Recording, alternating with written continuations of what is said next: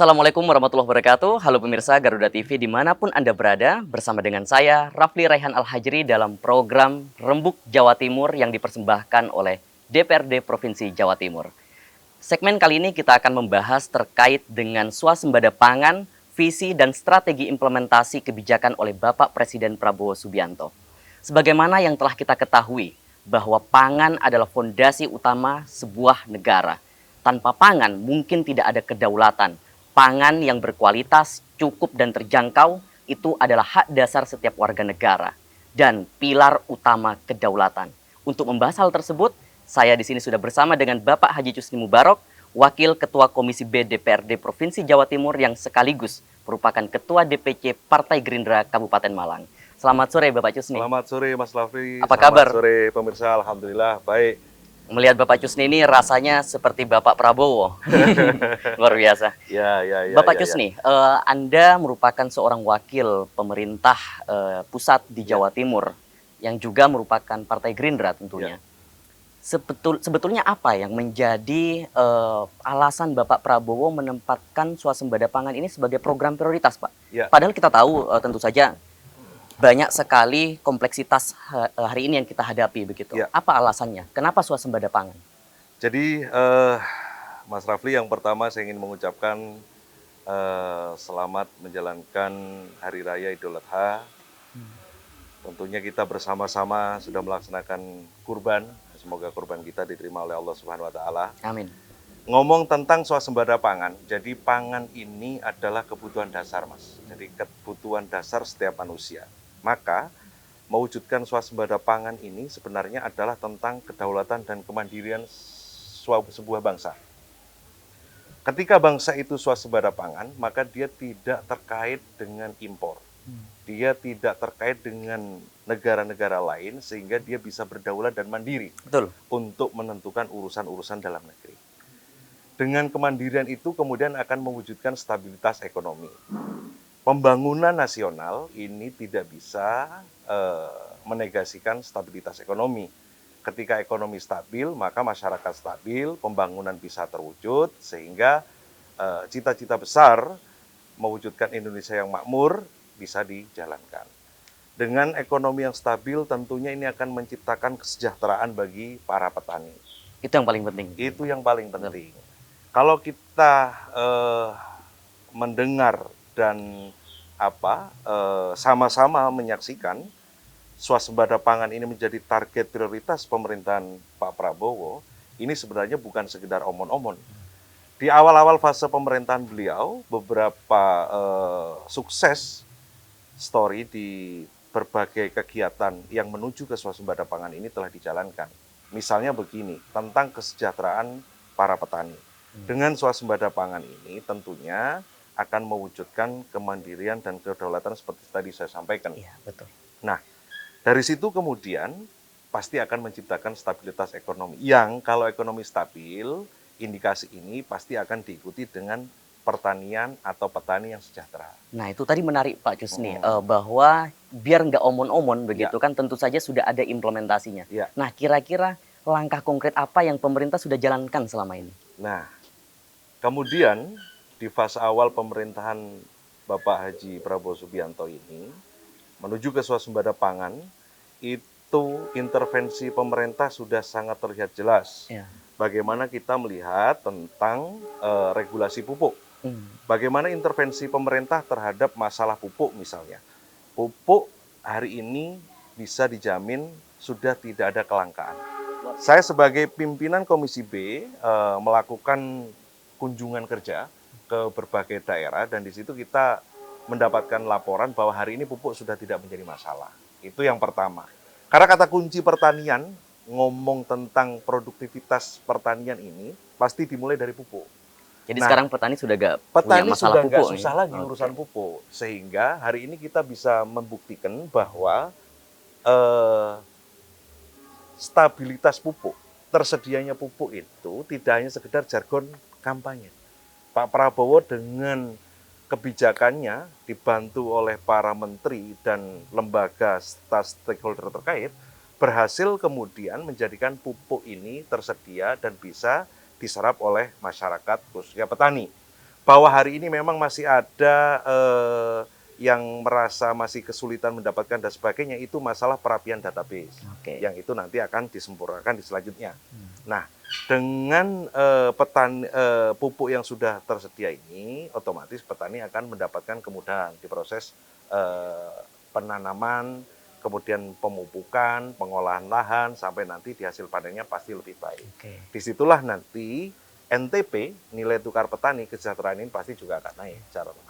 Dan saya ingat juga Pak Presiden Prabowo juga sudah menetapkan harga standar untuk pengambilan harga ini ya, padi dari petani. Betul. Kalau tidak salah 6.500 Pak Jusni. Tidak sekedar hanya urusan pupuk.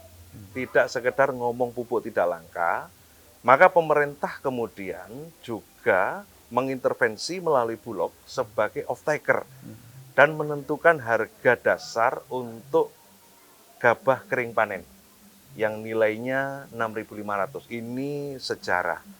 Ini yang membuat kemudian petani hari ini tersenyum. Saya di dapil saya, Malang Raya, Kabupaten Malang khususnya, karena wilayah-wilayah agraris, banyak mendapatkan apresiasi dari para petani. Menyampaikan terima kasih, menyampaikan syukur bahwa hasil panen hari ini jauh lebih baik dan jauh lebih menguntungkan. Ya. Begitu, Mas Rafli. Berarti langkah-langkah dari Pak Presiden Prabowo ini sudah sangat terukur sekali ya Pak Jusni. Sangat. Dengan rekam jejak beliau dan basic beliau sebagai seorang militer, saya yakin setiap kebijakan beliau ini melalui kajian strategis yang sangat matang, dihitung secara matang. Saya mengikuti dan kenal baik beliau, jadi saya yakin swasembada pangan ini bisa terwujud lebih cepat dari yang dijadwalkan.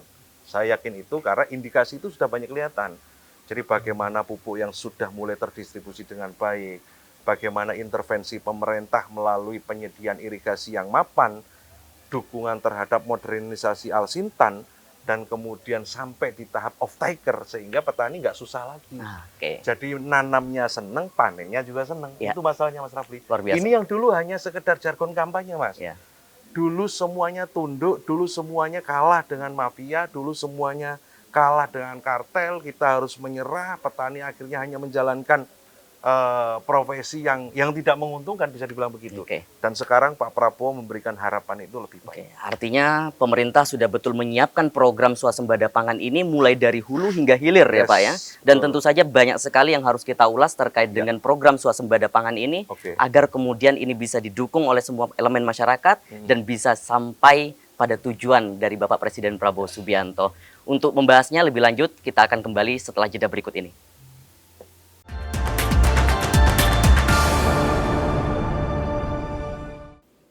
Baik pemirsa, tadi sudah kita bahas bersama dengan Bapak Jusni terkait dengan bagaimana implementasi dari program swasembada pangan ini agar kemudian bisa tidak hanya menyelesaikan persoalan hulu, tapi juga menyelesaikan persoalan hilir.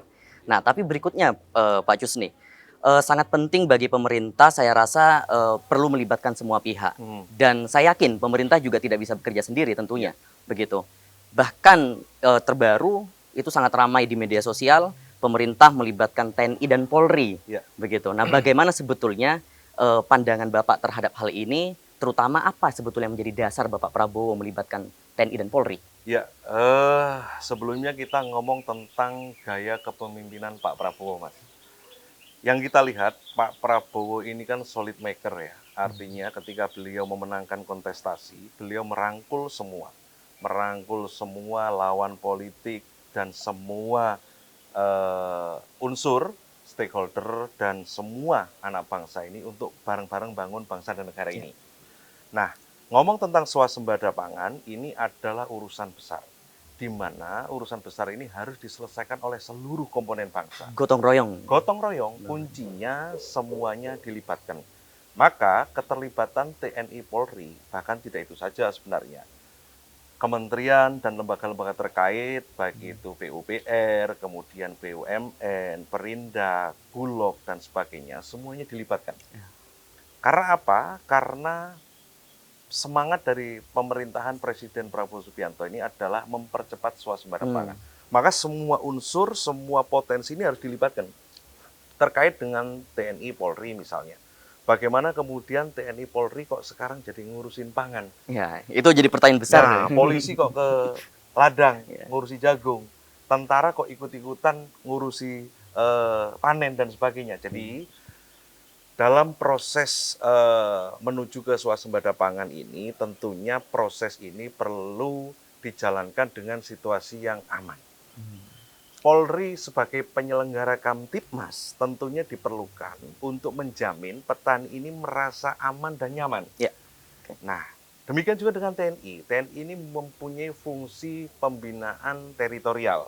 Jadi ada fungsi operasional militer non-perang di mana pendampingan terhadap petani dalam proses menjalankan pertanian ini sangat diperlukan. Sehingga tidak ada lagi oknum-oknum, tidak ada lagi pihak-pihak yang kemudian misalnya merusak harga, yang kemudian misalnya melakukan ijon, yang kemudian menjalankan proses-proses renten dan sebagainya, yang ini kemudian akan menjadi hambatan-hambatan dalam proses menuju ke swasembada pangan. Iya, betul. Maka kenapa TNI Polri dilibatkan? Ini ya dalam rangka kemudian mempercepat terwujudnya swasembada pangan. Ya. Dan ya kita tahu, kita sama-sama ngerti dan alhamdulillah ya, ini saya di lapangan. Ini saya ngomong di lapangan, nggak di sosmed, Mas. Saya turun di lapangan, bahkan beberapa saat yang lalu saya melaksanakan penanaman perdana jagung bersama dengan Polri dan masyarakat di Desa Rembun di wilayah dapil kami. Itu masyarakat sangat antusias. Polri juga sangat sungguh-sungguh dalam prosesnya. Artinya dari jajaran tingkat atas, instruksi itu turun sampai ke Babin Kamtibmas dalam proses mengawal agar proses-proses menuju ke swasembada pangan ini bisa terwujud. Ini tidak lebih dari semangat Presiden Prabowo untuk mempercepat swasembada pangan. Artinya untuk mempercepat terwujudnya kesejahteraan bagi masyarakat khususnya petani. Oke, betul-betul. Saya sempat baca juga di media, Ya. Pak Jusni, bahwa sebetulnya pelibatan TNI Polri itu bukan pertama kali di masa Bukan pemerintahan pertama Pak kali. Prabowo gitu. Bahkan Bukan sudah pertama dimulai kali. sejak kurang lebih tahun 2015 ya, Pak ya. Betul. Nah, mungkin ini juga informasi baru bagi Ya. masyarakat Ya. yang masih belum mengetahui hal tersebut. Betul. Tapi kalau kita kembali, Pak Jusni, dengan semangat yang dibawa oleh Bapak Prabowo untuk swasembada pangan ini, salah satunya adalah untuk mensejahterakan petani kita. Sebetulnya apa yang menjadi formulasi dari Ya. pemerintah agar petani ini tidak dianggap sebagai profesi yang second choice gitu kan? Nah. Jadi jangan sampai ini jadi pilihan kedua, apalagi pilihan terakhir gitu kan, Pak. Ini menarik. Nah, ini gimana Ini harapan menarik. membangun harapan Ya. itu gitu agar Ini mereka anak-anaknya juga menjadi petani di masa depan Betul. gitu. Ini menarik. Saya, Mas, kebetulan lahir dari keluarga petani. Lingkungan saya di desa saya juga hampir semuanya petani. Memang rata-rata dulu itu petani berharap bekerja keras di sawah agar anaknya juga tidak jadi petani gitu. Menurut saya itu yang ya stigma itu yang harus diluruskan. Pemerintahan Presiden Prabowo Subianto hari ini memberikan harapan, memberikan hope bahwa di lahan, bahwa di sawah ini ada kesejahteraan. Kalau kita lihat, Mas, formula-formula yang sudah disiapkan oleh pemerintahan Presiden Prabowo kali ini cukup menjanjikan memang. Tidak hanya sekedar, lagi-lagi tidak hanya sekedar jargon atau omon-omon ya, sekarang yang lagi populer omon-omon. Ini sangat nyata bagaimana intervensi pemerintah terhadap memberikan harapan baru bahwa pertanian ini bukan ya profesi yang ya saya sudah nggak ada pilihan lain akhirnya jadi petani, nggak gitu. Ya salah satunya dengan mempermudah pembiayaan. Bagaimana intervensi pemerintah melalui bank-bank himbara mempermudah proses permodalan, pinjaman permodalan dengan bunga yang ringan, dengan proses yang mudah sehingga para petani tidak terjerat renten, tidak terjerat pinjol. Betul, Gitu. betul. Banyak banget sekarang pinjol. Betul. Kemudian di posisi saya saat ini sebagai pimpinan Komisi B DPRD Provinsi Jawa Timur, saya mendampingi banyak poktan dan gapotan untuk mengakses program-program dari pemerintah, salah satunya Alsintan. Dan saya merasa sangat mudah, sangat cepat. Ini apresiasi bagi kami yang ada di bawah, untuk Presiden Prabowo dan khususnya kepada jajaran di Kementerian Pertanian. Saya lihat Pak Menteri, Pak Mentan ini, Pak Amran dan Pak Wamentan, Pak Sudaryono ini duo dinamik. Jadi kerjanya luar biasa dan nyata. Kami merasakan benar Betul, sepakat. alat dan mesin pertanian, program-program yang diakses oleh Poktan dan Gapotan yang kami dampingi itu mudah. Ini adalah salah satu stimulus, salah satu bentuk bagaimana kemudian pemerintah memberikan harapan baru di sawah. Ya. Kemudian selain itu jaminan terkait harga panen. Tadi kita sudah bahas di sesi awal, pemerintah sudah menetapkan batas bawah untuk pembelian gabah kering panen di harga 6.500. Ini tentunya sangat menguntungkan bagi petani. Tidak hanya itu, pemerintah kali ini, Presiden Prabowo juga menginstruksikan kepada Bulog untuk menjadi off-taker. Jadi Bulog wajib menyerap gabah panen petani dengan harga yang sudah ditentukan. Luar biasa. Ini tentunya juga memberikan jaminan kemudahan. Oke.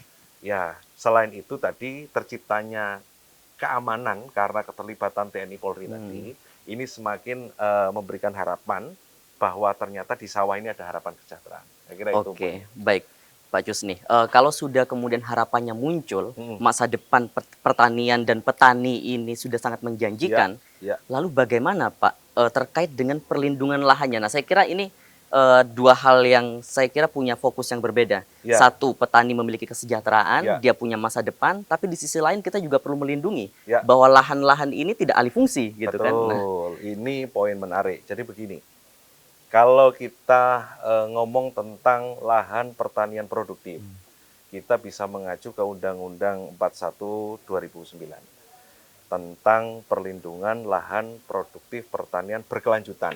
Disitulah kemudian pemerintah melindungi lahan-lahan ini agar kemudian tidak dialihfungsikan. Karena ini penting, ini sangat penting.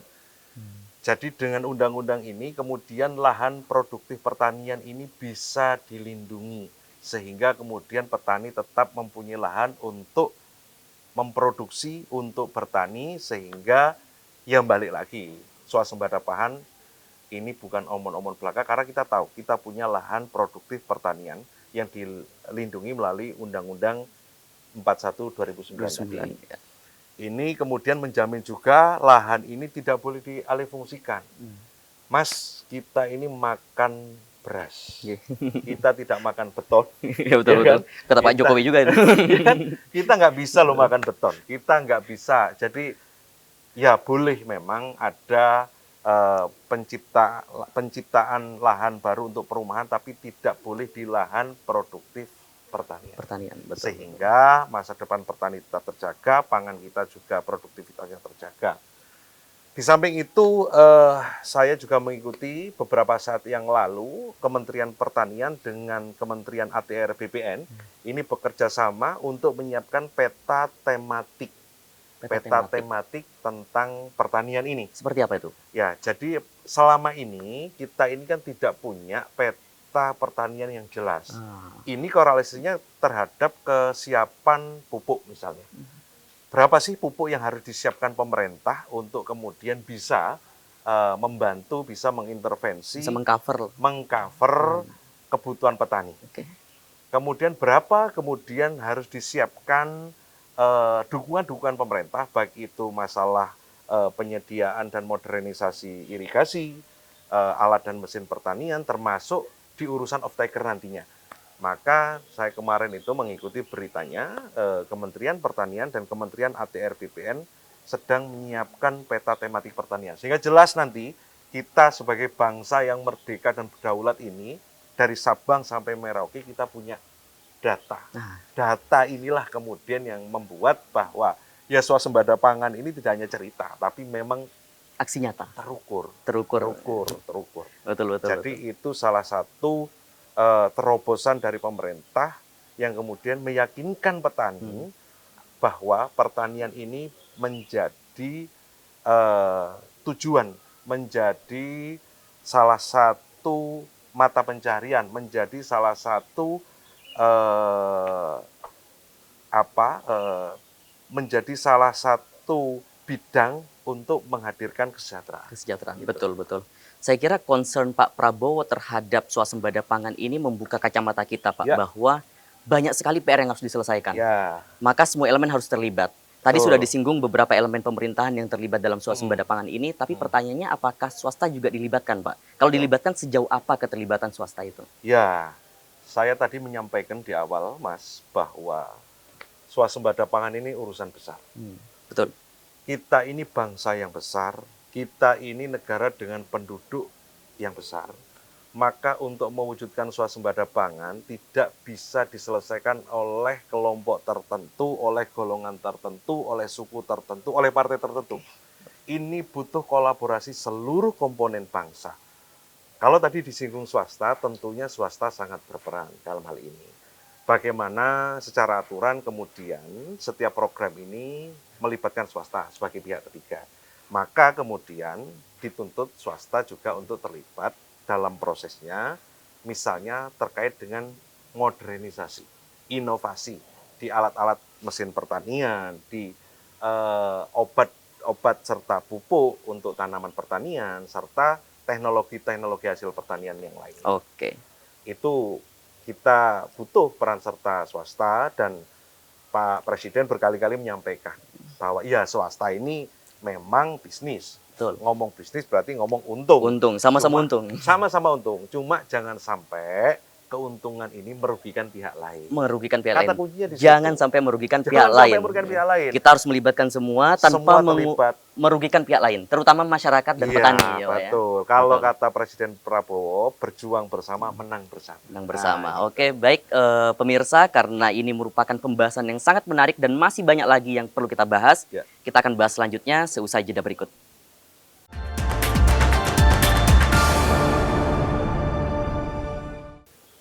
Baik pemirsa, sampailah kita di segmen terakhir, yaitu segmen ketiga pada podcast kita kali ini. Tadi sudah dijelaskan oleh Bapak Cusni, Wakil Ketua Komisi B DPRD Provinsi Jawa Timur, bahwa program swasembada pangan ini bukanlah omon-omon. Sudah banyak Ya. kerja-kerja nyata yang dilakukan oleh pemerintah, padahal belum genap 1 tahun, Ya. gitu. Dan mungkin tapi yang paling menjadi keresahan masyarakat, menjadi pertanyaan besar masyarakat, dan ini adalah keresahan aktual masyarakat. Ya. Bagaimana strategi pemerintah untuk kemudian menghadapi tantangan mafia pangan ini? Iya. Nah, ini mungkin agak lebih hangat gitu ya, Dan, ya. Betul. Jadi begini, Mas Rafli. Kalau kita melihat strategi dari pemerintahan Presiden Prabowo Subianto melalui berbagai intervensinya, bagaimana kemudian rentang kendali terhadap tata kelola niaga, distribusi pupuk, kemudian penyaluran alat dan mesin pertanian, program-program dukungan dari pemerintah. Ini salah satu langkah konkret dari pemerintah kali ini agar kemudian melindungi petani dari banyaknya rantai distribusi, dari banyaknya pihak-pihak yang terlibat, sehingga seperti tadi yang disampaikan, bahkan terkait dengan mafia pangan dan sebagainya, ini bisa kita tekan, bisa diantisipasi, ya tentunya termasuk perlibatan APH dalam hal ini khususnya TNI Polri.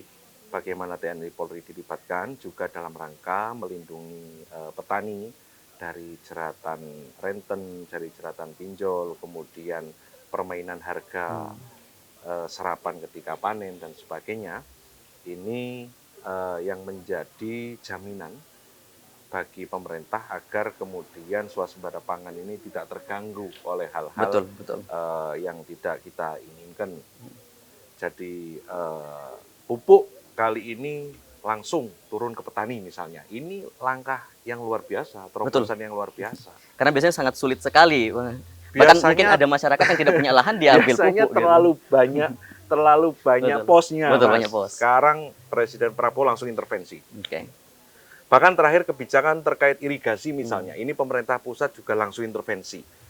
Ini membuka mata kita bahwa memang kehendak politik, kehendak baik untuk mewujudkan swasembada pangan dari Presiden Prabowo ini sangat nyata dan konkret.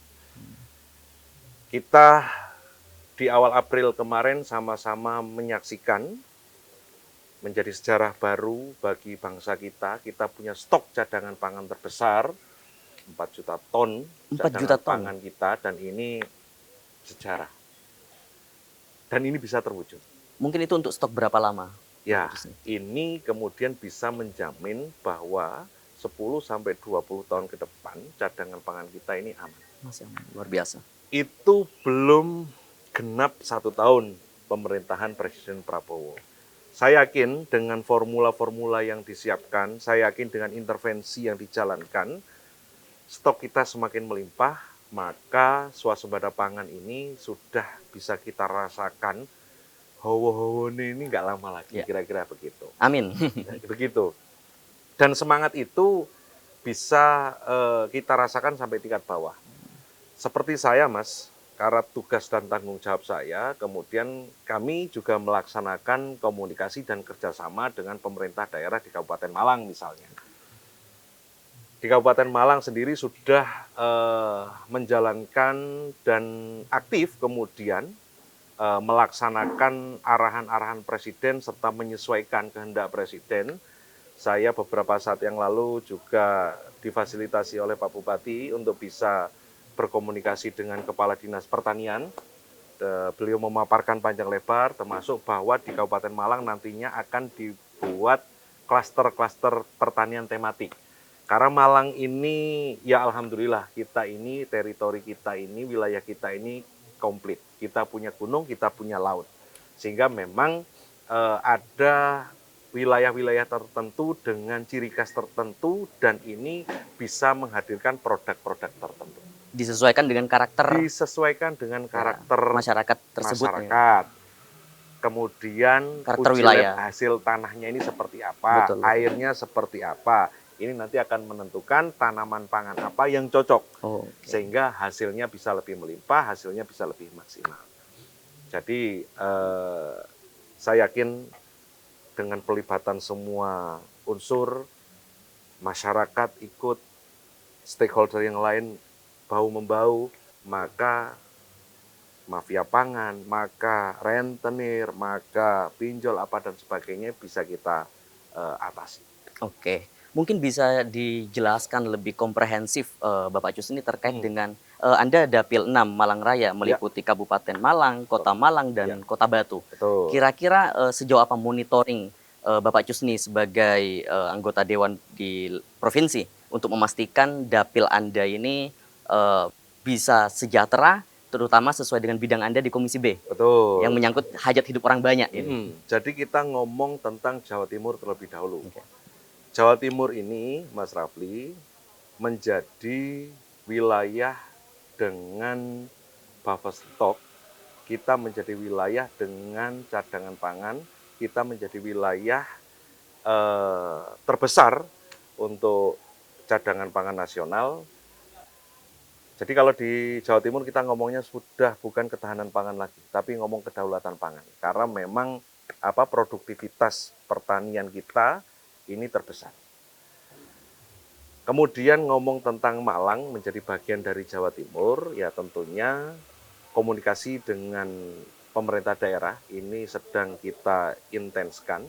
Bagaimana kemudian kita benar-benar ngerti permasalahan, bagaimana kemudian kita benar-benar tahu kebutuhan, sehingga kolaborasi dengan pemerintah kabupaten dan kemudian bersama-sama kita menjalankan instruksi dan mengakses program ke pemerintah pusat, ini nanti yang kita harapkan bisa menjadikan Dapil 6, Kabupaten Malang, Kota Malang, dan Kota Batu menjadi sentra produksi pangan Jawa Timur yang nantinya akan menjadi indikator kuat terhadap lumbung pangan nasional. Jawa Timur lumbung pangan nasional. Siap. Jawa Timur bukan lagi berbicara tentang ketahanan pangan, tapi sudah berbicara kedaulatan pangan. Lumbung pangan nasional. Oke, lalu apa pesan Bapak Jusni terkait dengan swasembada pangan ini, baik kepada pemerintah pusat, pemerintah daerah, dan juga terutama masyarakat kita?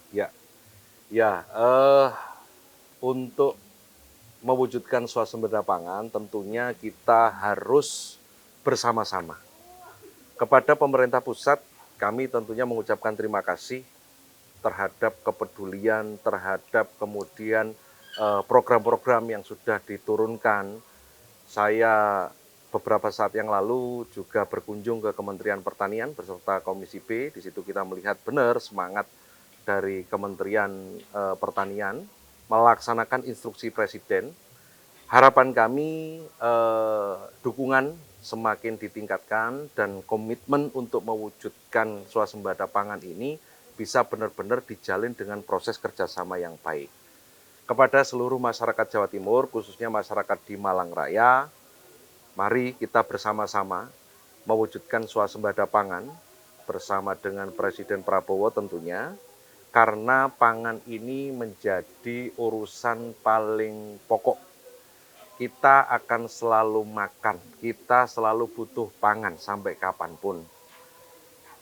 Dengan anugerah yang diberikan oleh Tuhan, kesuburan tanah, kemudian potensi-potensi lahan pertanian produktif yang ada di Kabupaten Malang, maka mari bersama-sama kita bahu-membahu untuk mewujudkan produktivitas pangan, untuk mewujudkan ketahanan pangan dan mewujudkan swasembada pangan tentunya kepada seluruh stakeholder, tokoh masyarakat, kepada pemerintah kabupaten, kepada kawan-kawan legislatif, baik itu yang di pusat, provinsi maupun DPRD kabupaten kota.